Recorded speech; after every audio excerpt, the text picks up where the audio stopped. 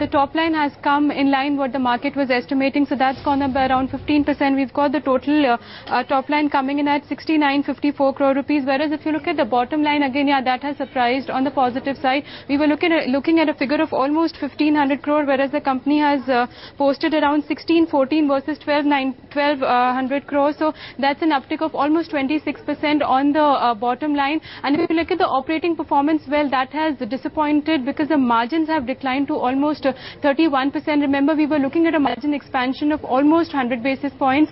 We've got a margin figure of almost about 31.6% versus 33.6% which we had in the previous quarter. Well, if you look at the expenses side, actually other expenses have gone up by almost 29%. Well, the company does not give a breakup of their ad spends, which is actually included in the other expense. So we are assuming that the ad spends for the quarter has risen, and the main segment of the company, which is the cigarette segment, which contributes almost 80% to the bottom line and over 40% to the top line. So there, if you see, the revenue from the cigarette segment has risen significantly. So we are getting a figure of almost 5594 versus over 5000 crore. And we were expecting the non-cigarette FMCG space to do well this time around. So if you look at the revenue from that segment, that has also risen. The company has posted over 1600 crores from there versus about 1300 crore which we saw in the last quarter.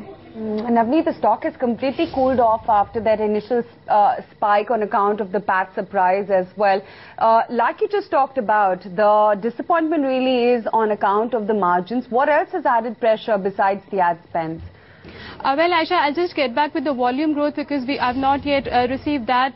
I guess the stock, if you look at the stock, it's going down. That's essentially because the company has disappointed on the operating front. Like I mentioned, I spoke to a couple of analysts. Also, they were saying that the company will be able to sustain their margins of about 33%. There was an excise duty hike during the budget, after which the company did a price hike of almost 10% on the cigarette segment. That's why the analysts were expecting that the company will not only be able to sustain but also expand the margin by almost 100 basis points. So it has disappointed on that front. There has been a margin degrowth almost to the tune of 200 basis points. That's why you're seeing that reaction on the stock right now.